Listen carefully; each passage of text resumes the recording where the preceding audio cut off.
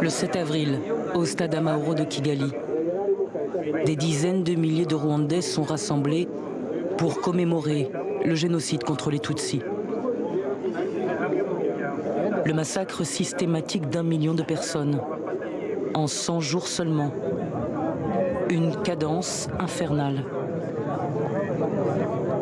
Des enfants, des femmes, des hommes de tout âge,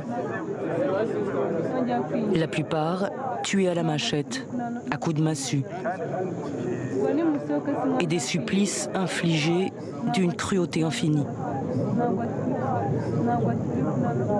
Pendant les commémorations, l'horreur vécue ressurgit violemment, et ça commence souvent par un cri.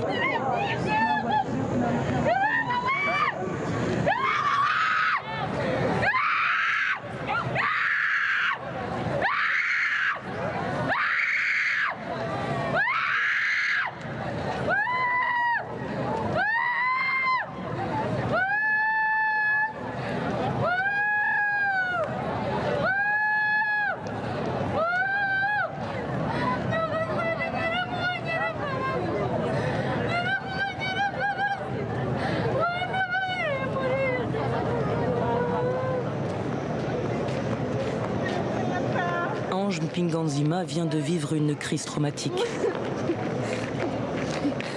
En Kinyarwanda, on appelle ça Iyahamuka, littéralement avoir ses poumons hors de soi.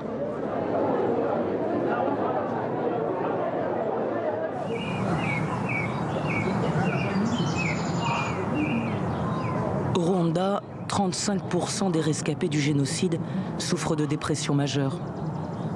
Dans cette association, des psychologues accompagnent les survivants.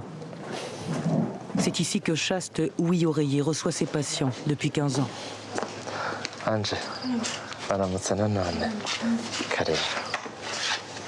Chaste s'est occupé d'Ange pendant sa crise traumatique dimanche au stade. C'est lui qui l'a aidé à en sortir.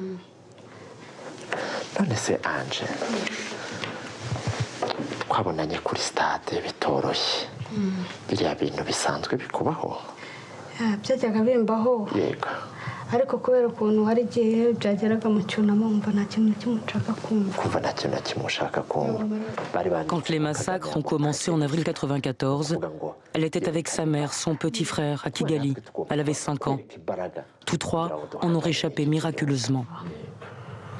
abari bari i Rwamagana urumva bo basigaye nyine bari mu bibazo. Naje gusubirayo nyuma ya jenoside nsanga bose barapfuye ntabwo byoroshye nsanga papa abavandimwe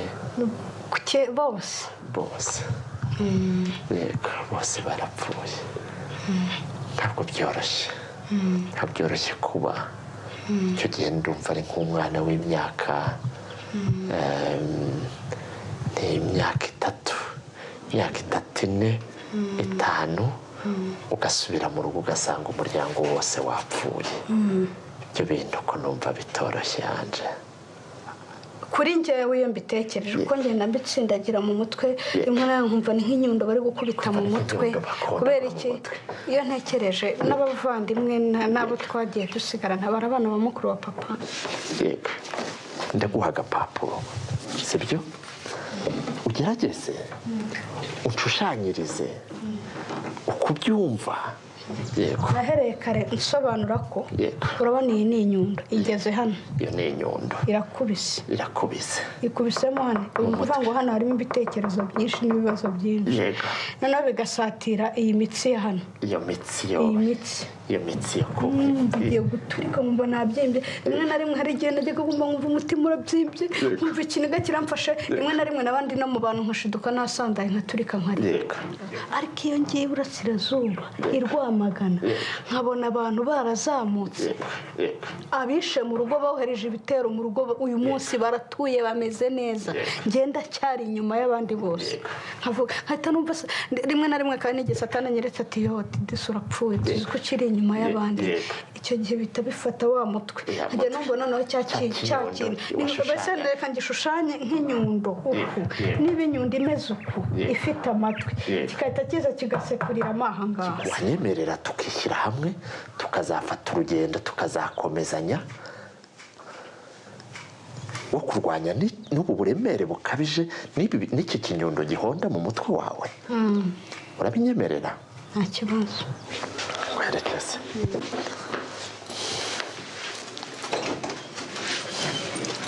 Ugisubiza na kiriya kibuye na biriya bitwaro biremereye abishyize hamwe nta kibananira. Naho kuwa gatatu ngaho baye. Ange suivra une thérapie une fois par semaine, gratuitement. La jeune femme reçoit une bourse de l'État pour payer ses études. Pour le reste, elle ne peut compter que sur elle-même. Elle insiste pour qu'on l'accompagne, pour voir de nos yeux ce qu'elle ne peut décrire avec des mots. Le dénuement total dans lequel le génocide l'a plongée. Mama rero yabanaga n'ubumuga no kuba trouble yaragize ikibazo mu mutwe kubera ibibazo bya jenoside n'ibyo nababwiye n'uburyo bamufasha ku ngufu akandura muri jenoside. Ari we mama n'uyu mama yaje gupfa twibera ahangaha rero muri ubwo buzima tubaho nabi tubaho tubura uko tubona imibereho itugoye ariko kubwo kugenda dushaka kwiyubaka rimwe na rimwe bikanga n'ubwo buzima rero twibereyemo ahangaha.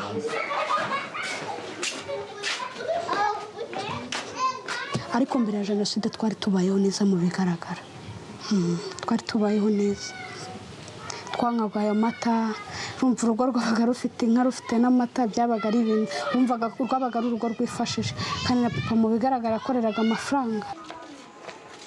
Igikomere urakigira kumva ko wahoranye famiye utabona aho uvuga ngo nawe mfite nyogokuru, mfite masenge, mfite marume, mfite data wacu, mfite famille nanjye najya gusura.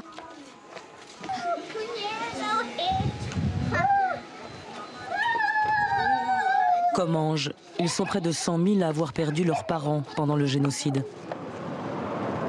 Pendant les massacres, ils avaient entre 1 et 15 ans. Des enfants devenus adultes qui se sont construits sur des traumas.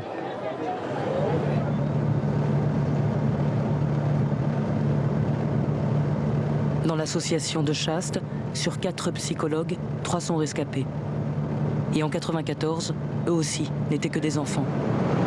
Toi-même, tu es rescapé ? Oui.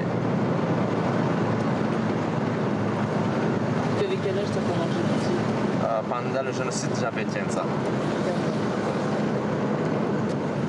Chaste en revient toujours à ses patients. Ces jeunes-là, quand ils entrent dans la famille, chez les grands-parents, chez les parents, ils ne trouvent personne.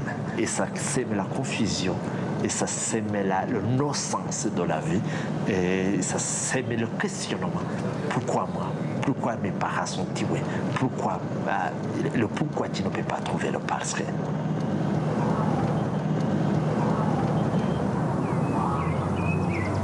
Harya wowe akazina ni? Yitwa Karibwende Jean Marie Vienne. Karibwende harya ufite imyaka ingahe? Imyaka 38. Imyaka 38. Ni ukuvuga muri jenoside wari ufite imyaka 13. Niyo nari mfite. Wari umwana. Ntabwo byoroshye kuba umwana w'imyaka 13 abaho mu gihe nka kiriya, ntibyoroshye. Byari bigoye. Accompagné de son épouse, Jean-Marie Vianney vient consulter pour la première fois. Il est sous neuroleptique depuis qu'il a été interné en 2001. Numva amajwi nkagira ubwoba, nkagira agahinda ko mu mutima, nkababara cyane. Byose byambayeho nyuma ya jenoside, ntabwo nzi ngo byagenze gute, ariko ni ukubera ibyambayeho byo kubura ababyeyi muri jenoside, hanyuma ntangira kugira ihungabana rikabije. Ihungabana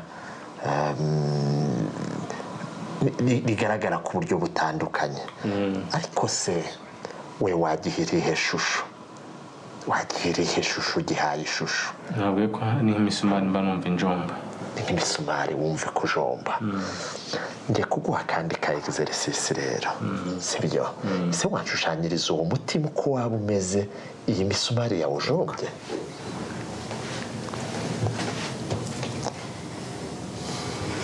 wowe wabyita ngo iki ibi kibazo cyawe? ntacyita ko ari icuraburindi. Icuraburindi. Anne-Marie, elle, avait 15 ans. Elle n'a plus personne, excepté son époux et ses enfants. birababaje. kuva yafatwa nkaho nari ndi jyenyine kandi nari nta bushobozi mfite. Yego nta bushobozi ufite, nta mbaraga ufite. hazo abana nkabarwana nabo nkabigisha kwiga cyane kugira ngo bazagire icyo bakwimarira. Ese mama, nubwo twari turi kugana ku musozo wa Jean Marie, nawe biragaragara ko hari ikindi kibazo kiri muri wowe. Ese cyo twacyita iki mama? Urumva hari akazina wakibonera? ni agahinda k'indengakamere. Agahinda k'indengakamere.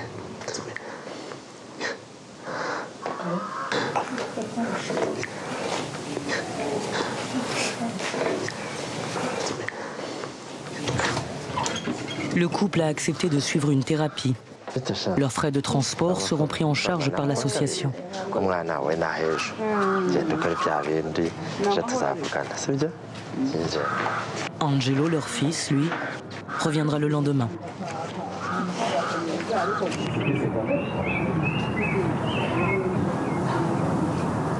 À la première heure au petit matin, Angelo est là.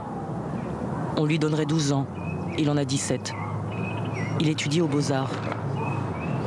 Chaste lui a demandé de dessiner ce que peuvent bien vouloir dire les mots dépression et traumatisme. uyu nguyu ni umuntu usanzwe umubonye wagira ngo nyine ni umuntu udafite ibibazo, ariko umutima we afite ibibazo byinshi, ukagera no ku bwonko bwe nabwo bufite shock. Et c'est ce dessin-là qui représente le mieux ce qu'il ressent. nyine mbura minervare kubera nyine ikibazo cy'ababyeyi bafite nyine ubushobozi bukeya. Ikindi ni uburwayi nyine bwa papa, nibwo nabwo burambabaza.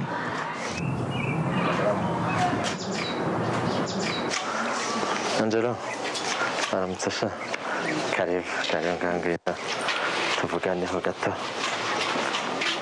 Angelo n'a pas connu le génocide, mais il en a hérité.